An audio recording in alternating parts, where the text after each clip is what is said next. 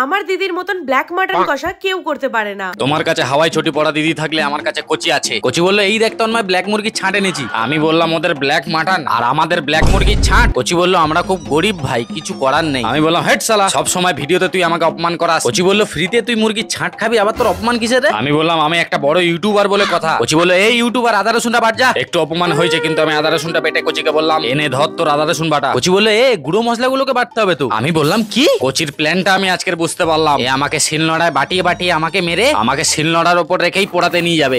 গ্রেভিটা বানাতে বানাতে কচি দেখি আমাকে উল্টো পাল্টা ইশারা করছে। আমি কচিকে বললাম তুই জানিস না আমাদের ভিডিও বাচ্চারাও দেখে, এই তো শিক্ষা। হ্যাঁ কচি বললো আচ্ছা বলতো তন্ময় মুরগির ছাট আগে এসছে না মুরগি আগে এসছে? আমি ভাবলাম ছাট যদি আগে আসে তাহলে কি মুরগিরা জঙ্গলে ল্যাংট হয়ে ঘুরতো নাকি? কচি বললো বলবি তো। আমি বললাম একেতে ছাটটা এত গরম, বলতে টাইম লাগবে দাঁড়া। এইসব করতে করতে আমাদের ব্ল্যাক মুরগির ছাঁটা তৈরি হয়ে গেল। এবারে একটু ভাত বেড়ে সাঁটানোর পালা।